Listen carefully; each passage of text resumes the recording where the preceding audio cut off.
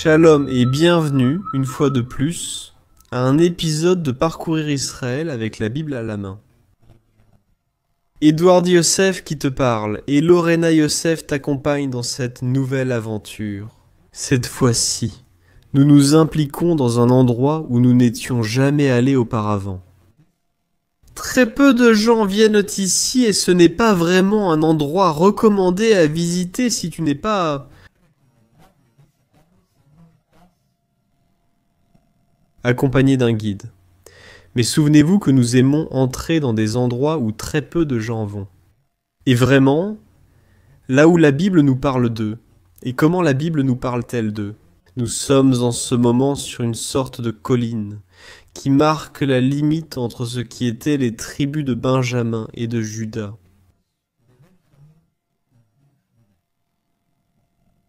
À cet endroit précis, appelé Gai Ben Hinnom, une vallée passe juste sous nous, à notre emplacement actuel.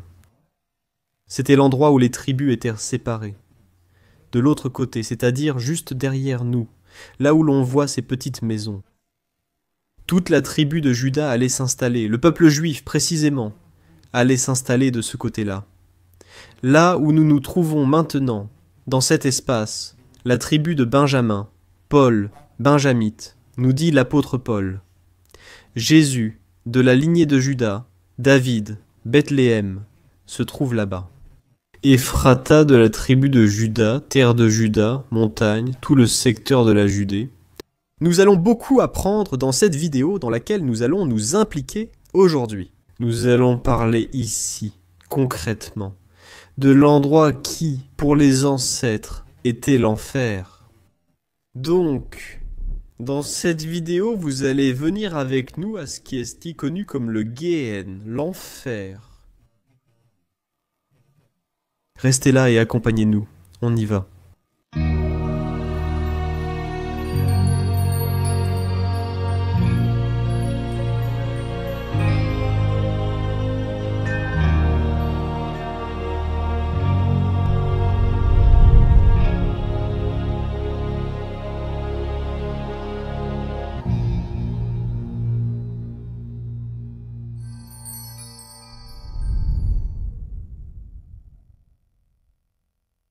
Bon, là nous venons juste de descendre du véhicule. Et nous sommes très impatients de voir ce que nous allons découvrir aujourd'hui. Tout ce que nous pouvons partager avec vous aujourd'hui. Je crois que ça va être révélateur, j'espère, mais ça va aussi être excitant. Nous marchons concrètement entre les tombes.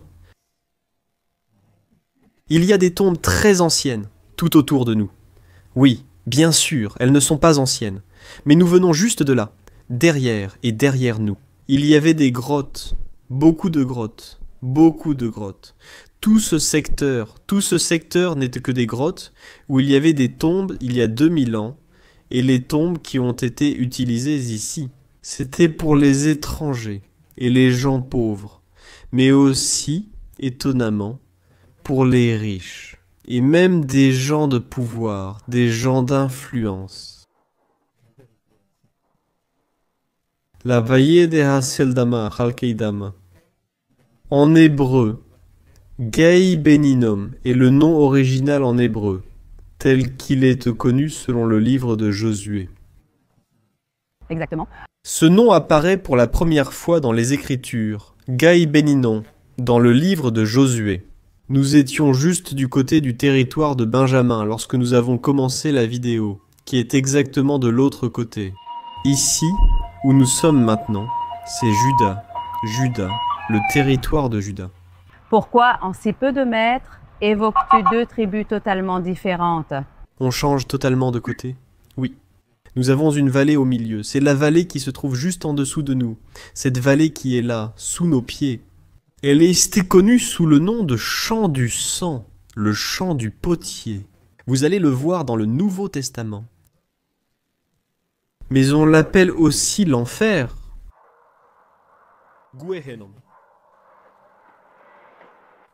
Nous allons entrer en enfer. Nous allons entrer en enfer dans cette vidéo aujourd'hui. Alors c'est parti. On va vous raconter ça.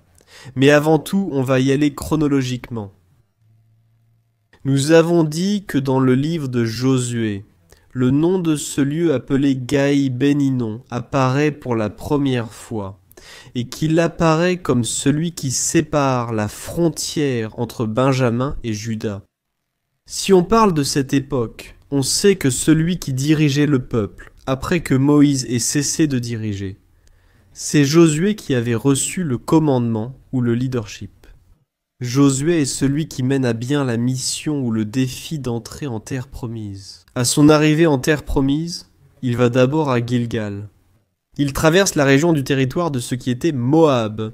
Il traverse le fleuve Jourdain et arrive jusqu'à Gilgal. Une fois qu'il se trouve à Gilgal, il fait tout le travail avec les jeunes. Il vient les circoncire.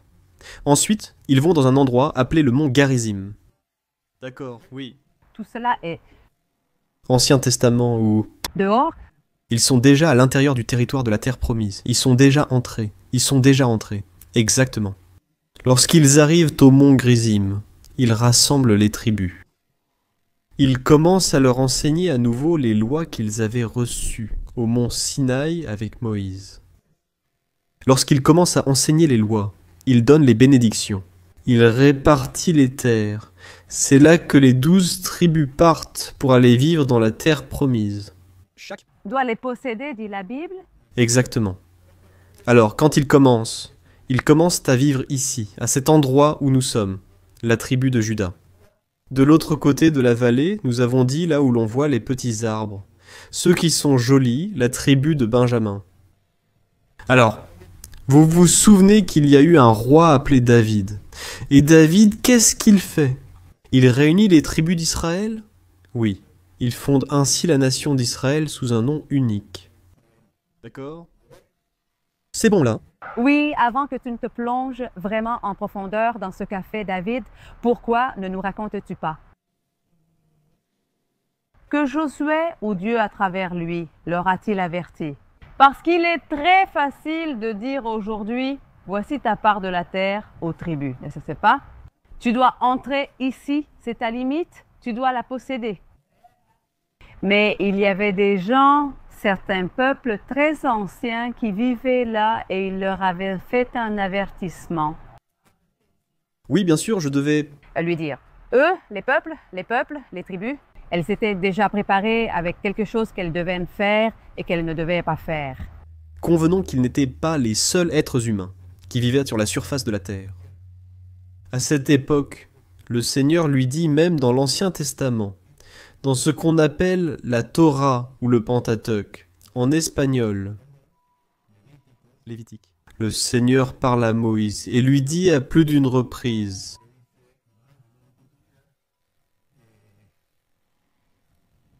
qu'il va entrer. Le peuple va entrer dans un territoire, et ce territoire dans lequel ils vont entrer, concrètement, est un endroit où vivent des gens. Et ces gens adorent Dieu, mais ce n'est pas le vrai. Et donc, à plus d'une occasion, il les avertit, il attire leur attention, il leur dit de faire attention, que lorsque tu iras là-bas, il y a une sorte de... Généralement, il y a comme une extradition très normale d'un... Baal Rito, oui, d'un dieu, d'un ancien roi, que les gens adorent, et alors il passe. Il évoque le feu, puis mentionne faire passer des innocents dedans. Ne faites pas cela, car ce n'est pas une de mes pratiques. Je pense qu'on fait cela. Premièrement, parce que Dieu s'est manifesté par le feu dans le passé. Alors, qu'est-ce que cela signifie? Dieu s'est-il manifesté en colonne de feu ou en buisson ardent? Alors, pourquoi leur a-t-il averti de cela? Pourquoi? Il y avait quelqu'un dont nous allons parler un peu plus à propos de ce personnage, qui le transforme en une sorte de divinité qui, selon la tradition, exigeait des sacrifices humains par le feu. Ah, alors, tu veux? On mettait le feu Pour qu'ils ne se trompent pas. Pour éviter qu'ils ne confondent ou se trompent de feu. Il disait « Je ne demande pas qu'on se jette dans le feu, n'incendier, ne tuer, ni ne sacrifier personne en mon nom. Ils iront donc là où cette coutume existe. Sachez que ce n'est pas moi. Je ne suis pas le Dieu d'Israël, celui qui brûle et demande qu'on sacrifie des gens. Rappelons-nous aussi que les lois avaient été données il y a très peu de temps. Oui, bien sûr. Il commençait à former le peuple. Il devait le rééduquer. Il venait aussi. D'Égypte, avec leurs coutumes là-bas, Égypte, divinité de tous ces Égyptiens qui... devaient aussi faire attention. Alors maintenant, eux aussi devraient le faire. Comme les enfants, n'est-ce pas? Quand ils naissent, quand ils sont petits, nous leur apprenons. Alors c'est très bien, c'était pour qu'ils puissent différencier le type de feu. Exactement. Alors, le Seigneur les avertit à ce sujet. Lorsqu'il les avertit de cela, il leur dit qu'ils vont aller dans ce territoire où tout cela se passe. Nous avons dit que David unifie d'accord les tribus d'Israël, et c'est là qu'il place spécifiquement le temple. Regarde ici, derrière nous. Regardez, voyez si vous pouvez apprécier. On voit une colonne. Tu la vois, Laure? Oui. Non, pas une colonne, un mur, exactement, un mur. Ce mur est celui qui entoure la vieille ville de Jérusalem aujourd'hui. D'accord. Waouh. Regarde là, exactement là où nous regardons maintenant. Tout cela, c'est le... Je vais le montrer avec ça. Tout ce que l'on voit là-bas, tout ça, c'est le mont des Oliviers. Là, le mont des Oliviers. Toute cette ville que l'on voit ici, c'est la ville de Siloé. Siloan. Regarde combien d'yeux il y a là-bas, non? Il y en a beaucoup. Ils nous observent tous de là-bas. Et ce village, eh bien, c'est là qu'on a vu qu'il y a un cimetière juif, hein? Là, des juifs vivent, tu vois les drapeaux d'Israël. On peut emprunter des passages, c'est la ville de David. De l'autre côté, c'est vrai? En dessous, il y a l'étang de Siloé. Nous ne voyons pas l'étang de Siloé en ce moment, je ne sais pas. On peut voir l'étang de Siloé. En bas, juste sous nous, se trouve l'étang de Siloé. Eh bien, vous pouvez aussi le voir sur la carte. Nous allons vous montrer une carte, d'accord? Oui, là, nous allons vous montrer une carte. Le roi David, en définitive, il vivait ici. Tout son royaume était établi ici. Et plus haut, Salomon avait construit le temple. Après David, avons-nous dit que David a unifié toutes les tribus et a établi la maison de Dieu ici? Où a-t-il établi la maison de Dieu? À l'endroit fixé par Dieu, où son nom devait rester pour toujours. Rappelons-nous ce que fait David. Il déplace le lieu saint ou l'endroit qu'il va déterminer, de Gébron à Jérusalem. L'idée principale était de construire une maison à Gébron. On ne pouvait pas la construire là-bas. Pourquoi?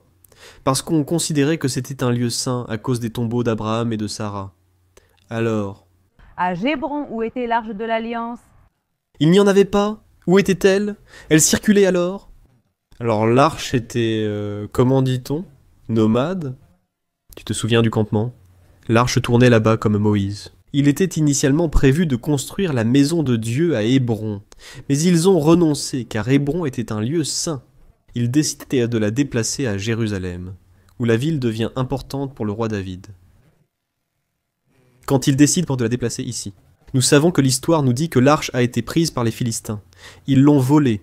Ils l'ont emmenée à Beit Shemesh, puis ils l'ont emmenée dans un autre endroit appelé Kiryat Jearim, la maison d'Obed-Édom. Finalement, elle a fini. Elle se termine ici.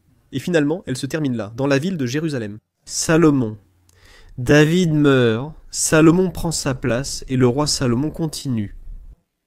Avec tout cela, la construction du temple, tout le que David a préparé, et avec le règne qui est déjà unifié, c'est-à-dire il lui a tout laissé, le royaume uni et tout pour construire le temple. Et maintenant, pour te faire l'histoire courte et la faire courte à ceux qui sont là avec nous. Salomon meurt, le royaume se divise. Jéroboam va au nord, Roboam reste au sud. Israël en définitive se divise en deux. Une partie devient Israël et l'autre partie devient Juda. Alors, qui sont-ils? Roboam, Jéroboam, qui sont si semblables. Roboam en Juda. Et Roboam, le fils du roi Salomon, reste en Juda. Jéroboam part dans la région nord d'Israël. Qui était Jéroboam? C'était quelqu'un qui avait beaucoup de renommée. Il avait gagné beaucoup de gens à sa cause. Et donc il part vers le nord.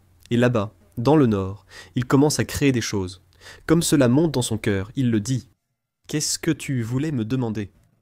Non, non, combien de tribus étaient avec lui et combien de tribus étaient avec... Roboam?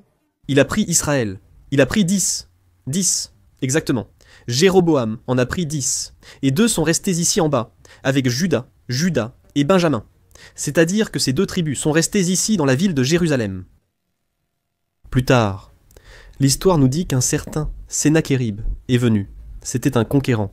Il conquiert, il fait disparaître les 10 tribus d'Israël. Jérusalem reste sous siège assyrien. Siège, siège, Jérusalem. Celui qui régnait à cette époque était un roi appelé Ézéchias. Ézéchiel? Ézéchiel est le prophète. Ézéchias est le roi. Ézéchias était un roi qui était là. Et alors Sennachérib venait et le menaçait, le menaçait, le menaçait. Finalement, il prend les paroles d'Isaïe, qu'il va demeurer, qu'il ne sera pas détruit pendant sa période. Mais ils finissent par lui dire que ses enfants vont tomber. Souffrir, n'est-ce pas? Souffrir les conséquences et Alors, qu'est-ce qu'il dit? Il allait... venir? Bon, c'est bien, il ne se passera rien à mon époque.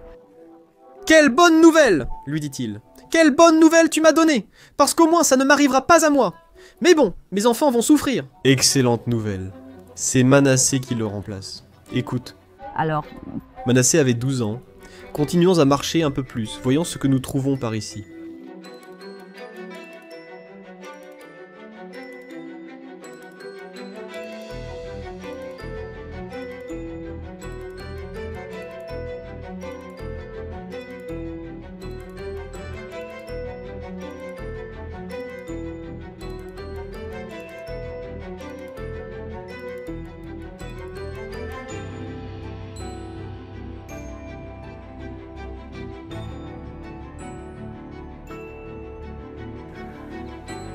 En descendant, nous venons tout juste de tomber sur cet endroit. Et comme vous pouviez le voir sur les images, vous avez vu que nous sommes entrés dans cette grande construction. Et nous ne savions pas si c'était un site de citerne d'eau, ou ce que c'était exactement. Mais finalement, nous avons découvert qu'il s'agissait de tombe après tombe, après tombe, après tombe, après tombe, niche après niche, après niche, après niche. C'est que c'était El Guénon. C'était le lieu du sépulcre. C'était le lieu de la mort, c'était le lieu des ordures, c'était l'endroit où personne ne voulait être. En fait, jusqu'à aujourd'hui, là où il n'y a personne, on le connaît. Il y a un terme qu'on utilise pour dire nécropole et acropole, oui. pas exactement, l'acropole est tout le contraire de la... Alaneo. Tout le contraire, parce que l'acropole est la ville qui est en haut. Exactement, celle qui est vivante, pour ainsi... Dire, acropole, police, ville haute. Exactement. Et la... Nécropole, c'est tout le contraire. Nécropole, c'est... C'est comme une ville sépulcrale. La ville des morts, exact. En hébreu, on dit... Ville des morts et ville des vivants. Les vivants vivaient dans la partie haute et les morts vivaient en bas. Il y a un endroit appelé Beit Shearim, où nous irons dans une autre vidéo. Et à cet endroit, il y avait aussi des tombes de l'époque du Second Temple, où en fait l'un des rabbins qui a signé la Mishnah a été enterré. Et la tombe de celui-là. C'était incroyable ce que ce monsieur a fait. Mais c'était des tombes de personnes étrangères, qui ne vivaient pas en Israël. Des juifs qui ne vivaient pas en Israël. Et comment le savent-ils? Parce qu'ils ont trouvé des noms différents, ici où nous sommes. Des noms dans d'autres langues. Ici où nous sommes, c'était les tombes des gens d'ici. Pourquoi? Parce qu'ils ont découvert les noms en hébreu. Endroit désolé, un endroit complètement où personne ne veut aller. Bientôt la lumière va baisser ici, et on sera totalement dans le noir. Et comment on fait pour rejoindre la voiture? J'espère qu'on y arrivera sans problème. Ici, il y a des risques, comme mal marcher et tomber. Oui, il existe un risque d'effondrement, parce que tout ça, c'est que des trous. Regardez, comme ce sont des grottes, des tombes. C'est une grotte, une autre grotte, encore une autre grotte. Ils ont creusé, creusé, creusé, ils en ont mis plein. Dans l'une de ces tombes que l'on peut voir ici, il y a 3 niches derrière, une grande famille. C'est une série de tombes à l'intérieur. On entre par une seule porte sans savoir ce qu'on y trouvera. De tunnels de mort. Les loutres ici sont heureuses, passant d'un côté à l'autre dans ce labyrinthe de mort aux milliers de portes. Alors raconte-nous, et d'où? Nous étions à Manassé, Pendant que nous venions, de là-haut. je sais que c'est un roi qui a commencé à régner depuis qu'il était tout petit. Et raconte-nous un peu. Oui, nous avons dit qu'il avait 12 ans. La Bible nous dit qu'il avait 12 ans. Quand il commence à régner, son père meurt et il reste sur le trône tout jeune. À 12 ans, il reçoit le royaume et règne. Ce qui est intéressant, c'est qu'il règne pendant longtemps, 55 ans. Il règne sur le territoire de Jérusalem. Et il était le roi de Juda, de tout le territoire de Judée. Dans la croyance, Juda et Benjamin étaient unis. Comme nous l'avons dit, Israël était tombé. Le problème avec lui, c'est que l'on ne fait que raconter le mal. À la fin du livre des rois, avant que cela n'arrive sous le règne de Manassé, il nous est dit que c'est l'histoire du roi Ézéchias et tout ce qu'il a fait, qu'il a fortifié la ville, qu'il a détourné le torrent pour garder l'eau à l'intérieur de la ville lorsqu'elle allait être conquise. Beaucoup de ces bonnes actions ne sont pas mentionnées ici, car je ne les ai pas trouvées. Beaucoup de choses n'ont pas pu être documentées. Ce n'est pas que je ne les ai pas trouvées. Il était impossible de tout écrire. Il a fait tant de choses qu'on ne pouvait pas tout documenter. Maintenant, Manassé, tout le contraire, il a fait absolument tout le mal aux yeux de Dieu. Alors, comment se fait-il que lui, étant le fils d'une personne importante, élevé au sein, Du royaume au palais, et en plus ayant la Torah de son côté, il était petit. Comment peut-il se fait-il qu'il ait fait le mal, moi petit? Il existe de nombreuses théories du complot, mais la Bible montre d'abord qu'il était jeune, âgé de 12 ans. Il devait évidemment s'entourer des sages qui accompagnaient auparavant le pape. Il se peut que ses conseillers l'aient amené sur la mauvaise voie. Alors ils ont commencé à montrer beaucoup d'intérêt. Tu es un petit roi. Pouvons-nous arriver à te dominer? Et ils ont commencé à lui donner des conseils, des conseils, des conseils. Et finalement, il a commencé à faire quelque chose de très similaire à ce qui s'était passé avec Salomon. Qu'est-ce que cela signifie? Salomon, c'était le roi qui avait beaucoup de sagesse, qui a apporté beaucoup de richesses, et il n'y a pas eu de guerre. Il sortait d'une guerre, il venait d'un conflit, 10 tribus venaient de perdre. Ils ont dit, pour éviter cela, nous sommes petits, avec seulement 2 tribus. Pour éviter le sort des tribus d'Israël qui ont tout perdu et se sont mêlées aux Assyriens. Alors, faisons des alliances. Ces alliances les ont amenés à introduire des statues de dieux étrangers, de dieux d'autres peuples. La même chose est arrivée à Salomon. Salomon a eu un règne sans guerre. Pourquoi? Parce qu'il a fait des alliances avec des royaumes étrangers. Et ils ont commencé à dire « Je te permets de mettre ici la statue et prie ton Dieu. » Bien sûr, alors les anciennes pratiques revenaient aussi, comme à l'époque d'avant. Josué nous avait aussi dit qu'il devait... Qu'ils ne s'habituent pas à entrer là-dedans. Faites attention, je vous préviens, parce que moi, je ne le suis pas. Ils ont donc utilisé quelque chose de similaire. Le feu. Dieu se manifestait dans le feu. Élie a eu la manifestation que Dieu se manifeste dans le feu. Moïse, la colonne de feu, le buisson ardent. Alors, il était peut-être facile de détourner le peuple en lui disant « Et, à travers le feu, Dieu se manifeste. » Alors il faut faire le ménage. Et le ménage commence par la maison. La Bible nous dit que Manassé a eu des enfants, et que ces enfants ont été jetés dans le feu. Comment est-ce possible? Dans le livre des rois. Waouh! Donc, voilà.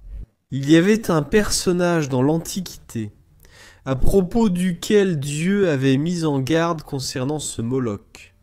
Vous le connaissez dans la Bible sous le nom de Moloch en espagnol, Molek en hébreu. Mais c'était la représentation, la figure physique du chef de l'enfer, pour ainsi dire. C'était le feu. Il était une figure avec un visage d'animal. Il était assis. On le faisait asseoir sur un trône, et il avait ses petites mains ouvertes comme ça. N'est-ce pas? Comme ça. Là. La statue, celle-là. C'était une statue, donc cette statue avait été placée là où nous sommes. L'or, à cet endroit. Waouh, à cet endroit se trouvait celle-là, sa statue. Le roi Moloch, ou le dieu Moloch, ou Baal Moloch. Il y a différentes expressions pour désigner Moloch. La Bible mentionne souvent ce personnage, notamment dans Lévitique, Nombres et Deutéronome. Dieu avertit plusieurs fois, attention, ce n'est pas l'un de ceux auxquels vous devez vous approcher. Mais malheureusement, dans le royaume de Juda, cette figure apparaît. Ils lui font un temple, ils lui font un trône. Et à cet endroit même, le Gaïven, le Béninon, se transforme en le Génon.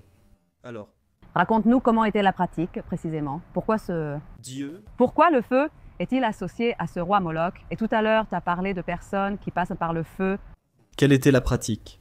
Elle était très triste. Imagine-toi, toi et moi, aujourd'hui, ceux qui sont là à nous écouter et qui sont parents aujourd'hui, comme parents aujourd'hui. Penser à cette pratique-là prend une toute autre perspective. Parce qu'imagine-toi que tu as ton enfant. Ton enfant naît, il a tout caché, ça. Tu l'as porté des mois dans ton ventre, peu importe combien, il naît, d'accord. Et tu dois le remettre à une divinité, c'est-à-dire, tu dois l'emmener à un Dieu. Pour deux raisons. D'abord, par reconnaissance pour quelque chose qu'il a fait selon la croyance de chacun, non? Pour ce qu'il a fait, ou pour quelque chose qu'il va faire à l'avenir. Alors, Vous voulez... mettre un, je vais le sacrifier. Un sacrifice. Je vais le sacrifier. Pour quelque chose qu'on m'a déjà donné, ou pour quelque chose qu'on va me donner à l'avenir. Alors je n'apporte pas la première récolte, j'apporte mon fils. Peu importe s'il était le premier, le deuxième, le troisième, le quatrième ou le cinquième, j'apporte mon fils. Et qu'est-ce qui se passait? C'était ça? C'était une folie cet endroit. Imagine que là il y avait du feu. Il y avait la statue, celle-ci avec le feu en dessous. Elle avait les mains tendues comme ça. Et il y avait des prêtres. Tu devais livrer ton fils, il y en avait deux. Plusieurs théories existent. L'une suggère qu'en tant que père, tu plaçais ton enfant dans les mains de la statue, et le bébé tombait ensuite en arrière. Il tombait dans le feu. Waouh! Ou, l'autre option, c'était de le donner au prêtre. C'est-à-dire, si tu ne pouvais pas, le prêtre le ferait à ta place. C'était trop émotionnellement. Pouvait-il alors revenir sur cet engagement? Car c'est très... Alors il y avait des prêtres. Maintenant, comme il y en avait beaucoup, imaginez des bébés, des tout petits. Que font-ils? Ils pleurent, j'imagine. Les parents aussi doivent l'être à ce moment. Tu mets le bébé dans une statue déjà effrayante, parce qu'elle a un visage qui n'est pas humain. Elle a une silhouette qui n'est pas agréable. J'imagine qu'elle était bien plus grande qu'une personne normale. Tu es assise, il fait chaud, et il y a plein de prêtres, beaucoup de pleurs, beaucoup de cris. Alors, qu'est-ce qu'ils faisaient? Tof. Tac tac tac tac tac, tambour, tambour, waouh. Tof en hébreu. Tof, c'est tupim. Il faisait tac tac tac tac pour masquer le bruit. Alors, le bébé pleurait. Très méchante, moi? Je pleure, alors je vais faire toc toc. Cool, cool, toc, toc, toc, toc, boum, boum, boum, boum. Non, non, imagine. Pas incroyable. Alors tu entends tout ce bruit. Boum, boum, boum, boum, boum, boum, boum, boum. Et plein de... Cris de petits enfants. Mais c'était pour couvrir. C'était pour couvrir. C'était pour couvrir le bruit. Alors ça se passait ici. Là où nous sommes maintenant. Imaginez. Je ne sais pas. Tu ressens comme si nous sommes à l'endroit où tant d'innocents sont morts. Quelle folie traversait la tête de ces gens à l'époque. C'était l'enfer en personne. Jérémie le prophète. Plus tard, époque contemporaine. À cause de cela, il commence à prophétiser sur ce qui allait arriver à Jérusalem, à cause de ce qu'elle avait fait. Allons-y. Lisons-le, nous pouvons le lire. C'est exactement ce que tu viens de dire. Et cela parle justement du mot que tu viens de mentionner. Tophet, nous le cherchons dans Jérémie 19 tout le chapitre, mais spécifiquement...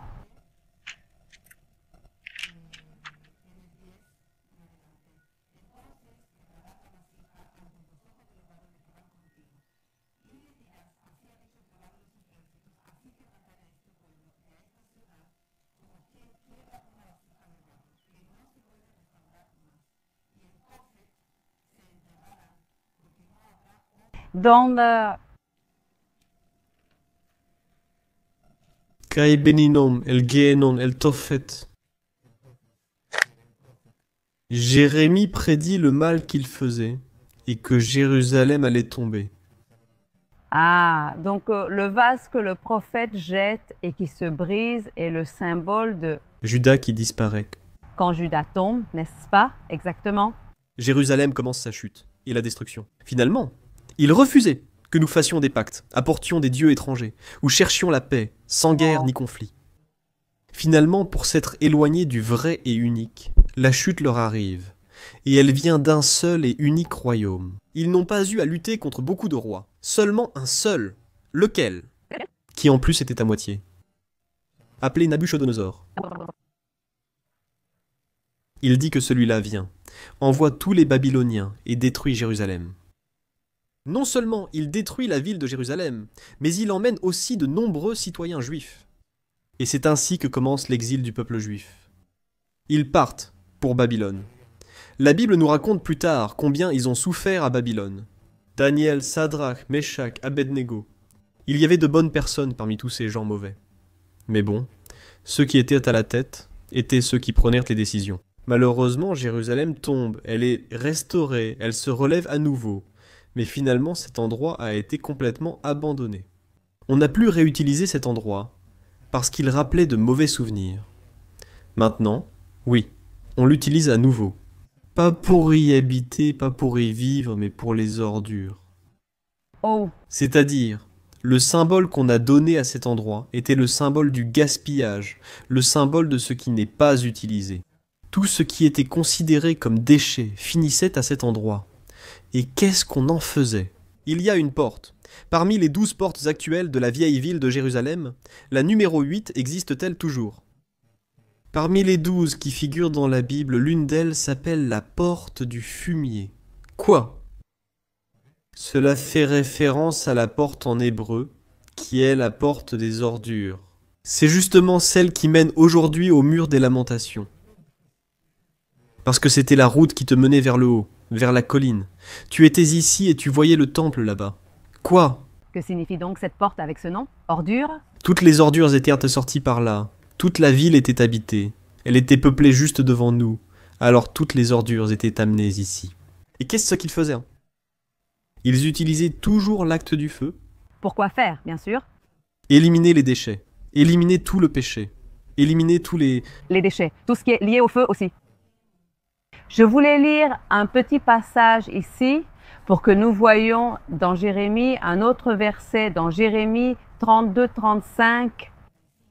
Et ils ont construit des hauts lieux pour Baal qui sont dans la vallée du fils de Hinnom. Ils ont fait passer leurs fils et filles par le feu à Moloch, ce que je n'ai pas ordonné et qui ne m'est même pas venu à l'esprit, commettant ainsi cette abomination pour faire pécher Juda, Jérémie. Je les ai avertis à de nombreuses reprises. En d'autres termes, je l'ai dit à Moïse, je l'ai dit à Josué, je l'ai dit aux 12 tribus, je l'ai dit à tous. Cependant, ils sont allés et l'ont fait. Waouh! Combien de fois cela nous arrive-t-il, n'est-ce pas? On nous avertit, on nous avertit, on nous avertit. Ne fais pas ça, ne fais pas ça, ne fais pas ça. Et on y va et on le fait. Et finalement, qu'est-ce qu'on a? Des lieux abandonnés, impossibles à peupler car ils sont à l'origine de la malédiction. Ici, c'est le Guéhen. Jésus a parlé du Guéhen à plusieurs reprises, en faisant référence à l'endroit où vont les pécheurs. L'endroit où il y a des pleurs et des grincements de dents. Les pleurs. Nous parlons de la mort des innocents. Évidemment, il fait une référence. Il parle dans le langage qu'il comprenait. Il s'adresse au peuple juif. Vous vous rappelez que des innocents sont morts et des enfants ont pleuré. C'était ce qu'ils avaient en mémoire du mal, que là-bas c'était l'enfer. C'était l'enfer pour le peuple juif. À cette époque? À cette époque, c'était l'enfer représenté sur terre. Exactement, le Ginon. Donc, quand Jésus dit que le Ginon est réel, il existe. Ce n'est pas celui qui est aujourd'hui abandonné, mais il continue d'exister. Exactement, cela va bien plus loin. Tout pécheur y finira. Bien sûr, il s'en servait comme référence. Souvenez-vous de ce qui s'est passé, où c'était et ce que cela signifie. Mais c'est réel, l'enfer. C'est réel, l'enfer existe. Vous le connaissez, sous le nom de Géhénon, cette vallée, là où se trouvent Eduardo et Lorena, des dieux debout. Maintenant, on l'appelle le Géhénon. Mais le Géhénon n'est pas un endroit comme ça, abandonné, c'est un lieu réel, non. Ne pensons pas que c'est quelque chose... C'est ce que Jésus disait. Tous finiront là. Moi, je l'ai entendu grincer des dents autrefois. Qu'en dis-tu? On y va? Je ne vais pas s'entrer, juste nous approcher. Allons voir. Allons voir. Allons entrer là. Allons aussi un peu là-bas en bas. Allons-y alors. Fais attention, il y a des serpents. Je reste dehors. Et toi, t'en es où? Allons par là. Allons-y. Où allons-nous? Il y en a plusieurs ici, allons à celle-ci qui... Et là, allons à celle-ci qui est plus. Bon. Parce que tout ça, Laure, ce qu'on voit ici, à part que ce sont nos sacs à dos, tout ça, c'est à nous. Aujourd'hui, on dit un créneau dans le langage, non? Mais regarde, si on entre dans l'un d'eux... Si tu t'y mets, tu veux dire? Ici, ils déposèrent les corps après que le corps se soit détérioré. Le bues, c'est-à-dire, ici on mettait le corps, d'accord? Détérioré et... Ça continue là-dedans, ce sont des tunnels, et on mettait les ossuaires avec le petit nom, empilés, les uns à côté des autres. Voyons si nous pouvons aller un peu plus loin avec la caméra. Il manque de la lumière, il y a des toiles d'araignée, regardez. Voyons si nous pouvons aller un peu plus loin. Nous pouvons aussi vous montrer On va montrer avec ces choses une image vue d'en haut, mais comme une carte. Regarde, il y a des escaliers, l'or, qui te mènent vers d'autres endroits. C'est comme une toile d'araignée de tunnel. Tout à fait, tout à fait. Eh bien, les archéologues, malheureusement non. Ils n'ont plus continué à enquêter là-dessus, parce que qui viendrait ici? Pas pour rien. Ça n'a pas de sens de venir ici. Mais de toute façon, tout est tellement clair qu'il n'est plus nécessaire de faire de nouvelles découvertes. Parce qu'ils sont sûrs de l'époque à laquelle cela s'est passé. Qu'est-ce qui s'est passé? Où est l'emplacement? Donc, c'est comme s'il n'y avait plus rien à découvrir ici. Ce qu'il y a eu ici, comme nous l'avons dit à un moment donné, ce sont ces vandales qui sont venus voler les biens de... Des coffres qu'ils ont trouvés. N'est-ce pas? Les sarcophages. Non? Sarcophage? J'ai confondu le mot? Oui? ossuaires. Ossuaire. Ossuaire. Les tombes sont donc vides, car tout cela a été... Ça sent mauvais ici dedans, Laure. Ça sent vraiment mauvais.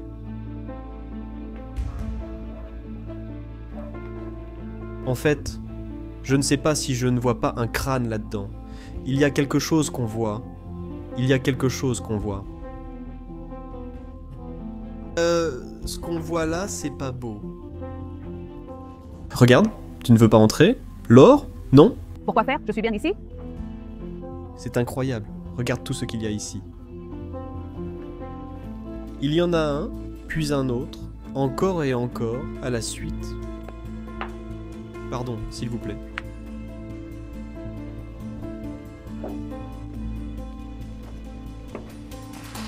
Ce que je suis, allons-y. Juste à côté.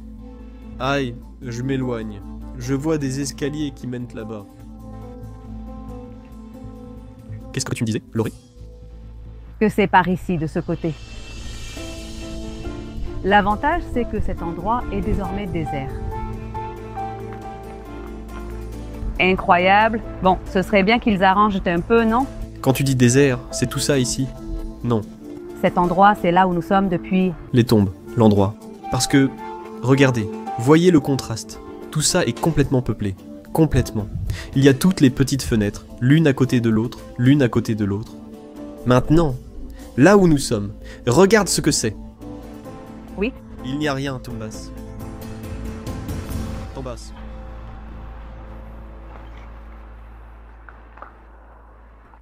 Alors, qu'est-ce que tu allais finir? L'idée? Pardon? De ce côté désertique, ce lieu inhabité. Que tout... abandonné, et c'est bien qu'aujourd'hui, malgré tout, n'est-ce pas, toutes les choses horribles qui se sont passées avec cet endroit, c'est comme si c'était resté. Tout cela est derrière nous. Alors, tout ça, je t'invite à venir. Hein? Je t'invite à venir. Viens, viens. Il n'y a pas de problème. Tranquille, je te protège. Viens. De toute façon. Je ne pense pas que quelqu'un ici va se lever. Personne n'est ici, hein? Tu dis quoi? Je ne sais pas alors. J'ai cru voir quelque chose là-bas. Bon, je le sais. Maintenant, comme tu peux le voir, malheureusement, c'est complètement abandonné, non? On pourrait un peu en prendre soin. Eh.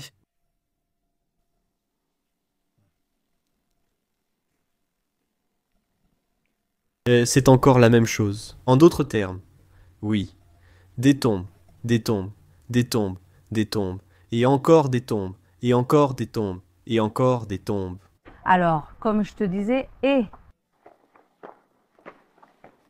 ce qu'il reste de toute cette histoire, n'est-ce pas? C'est quelque chose.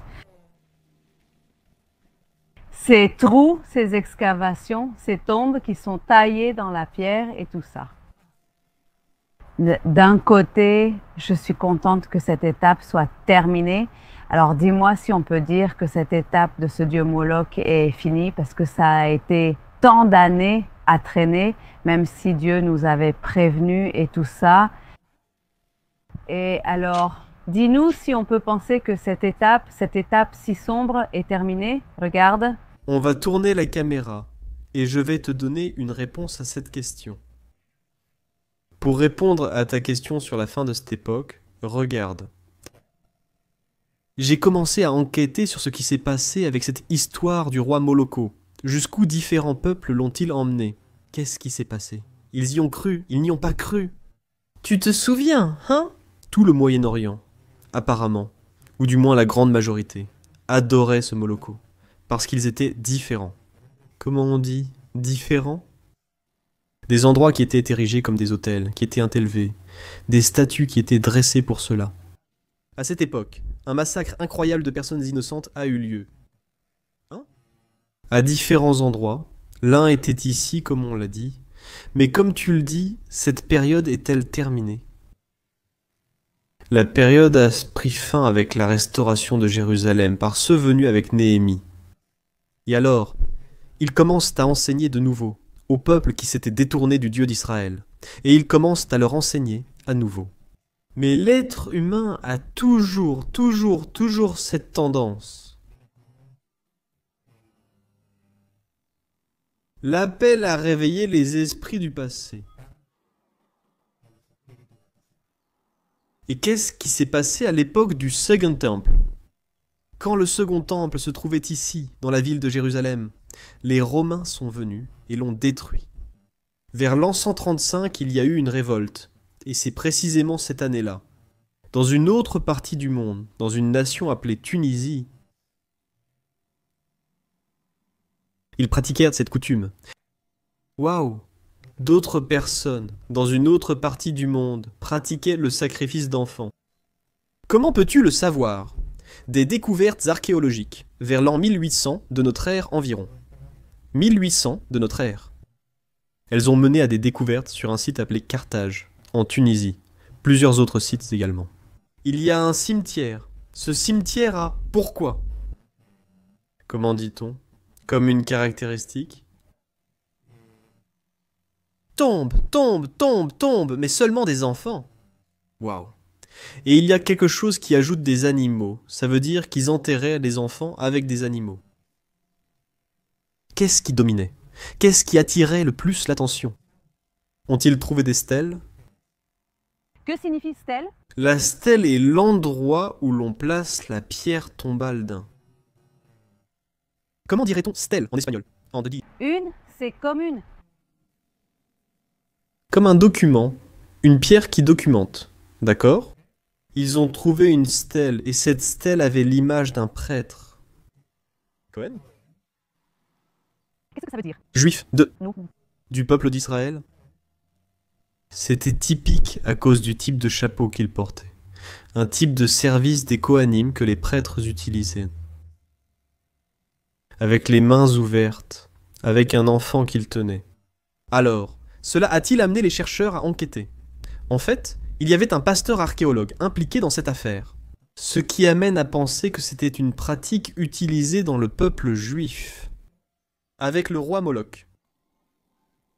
Alors on a continué à l'utiliser. On a continué à éveiller cet esprit du roi Moloch jusqu'à l'époque du Second Temple. Si cela existe encore aujourd'hui dans différentes parties du monde, nous ne le savons pas. Mais ce qui est certain, c'est que toujours, l'être humain a tendance à éveiller l'esprit des ancêtres. En fait, il arrive un moment où, lorsque nous arrivons à la fin des jours, les dieux du passé ressuscitent à nouveau. Et alors, on commence à lutter contre tout cela. Eh bien, c'est ici que nous arrivons à la fin de la vidéo d'aujourd'hui. Nous n'avons pas terminé avec cet espace physique. Gaiben Inon LG Enon a beaucoup à nous apprendre. À un moment donné, nous avons dit... Et cela nous amène au Nouveau Testament. Waouh! Alors cette histoire nous traverse des années et des années et des années dans l'histoire, des années et des années dans la Bible. Waouh, exactement. Alors, dans notre prochain épisode de Parcourir Israël, Bible en main, nous allons continuer à apprendre et à parcourir, depuis cet endroit, ce qu'il a à nous enseigner. Et plus précisément, nous allons nous concentrer sur 3 personnages bibliques du Nouveau Testament. Ananias, Caïphe et Judas. Quel est le lien entre ces 3-là et l'histoire du Nouveau Testament, avec le Guéhinom, avec l'enfer, dans le prochain épisode? Alors, on se retrouve lors avec... Beaucoup d'attentes. Alors, pour pouvoir en apprendre davantage, On se retrouve dans un prochain épisode de Parcourir Israël avec la Bible à la main. Shalom à tous et bénédictions.